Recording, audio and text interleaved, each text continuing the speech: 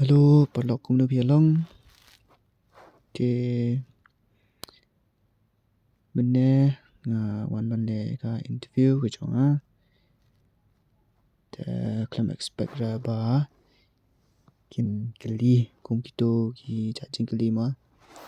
Tang ka wei ke chikiru klam wan ra na state. Thank you wei ki bolong related but police ru klam wan ra. Te klam expect ra ba kin kali kum kito ki chaching kali. Te to compare ra le ma na da ta squad ban share but p ya ki ni ki documents ma ki ba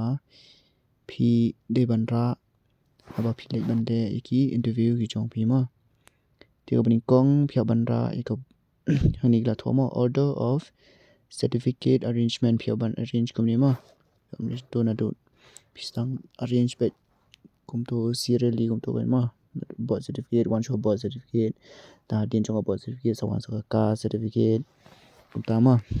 ti documents la ni ma phya ban ra ka birth certificate ka jong phi ka caste certificate st ta ka matriculation phya ban ra ka admit card phya ra ka mark sheet bat ka to ka pass certificate ma ka ni ka class 12 kum jo ma phira ka admit card mark sheet bat ka pass certificate ta ka ni ka graduation ru phya ban ra admit card mark sheet pass certificate ma kini ki admit card jong to ki graduation ang shedan don real semester phya ra lot ki to bro khat ma te ki mark sheet phya ra bro khat ta ka ni ka pass certificate ru pi haban ra to ma te kini ki blada post graduation ru te phya ban ra kum chu ma ki to ki admit card nam ta ki to ki south nam ta bro south league semester haban ra lot but admit card mark sheet but to ka pass certificate ma ta da phi la pandap ki wei pat ki course ki extra courses lane ki higher qualification ma phila ban ra ki to ki mark sheet lane ki certificate ma suppose la phi de na phila le jong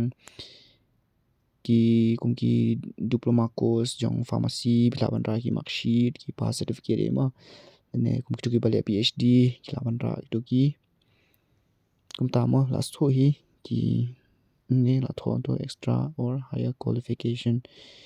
ten lo nang ta da phi don kino ki certificate ki ba phila ka sport ne kino ki kincha achievement ki jong phi ma phi la shura lang ma te ki bale computer class ki to ru phi ra ma ki to ta phi don ki to ki ba le ncc ki ba ki to ru khila ban ra ki bale jong ka home certificate jong ki to ki home card ru khila ban ra ki to any certificate ma you can carry and you might get some mark so kum to hi kum ba khila ban shai hakanika notice board ta ma kham sok pisya ta tom ta hi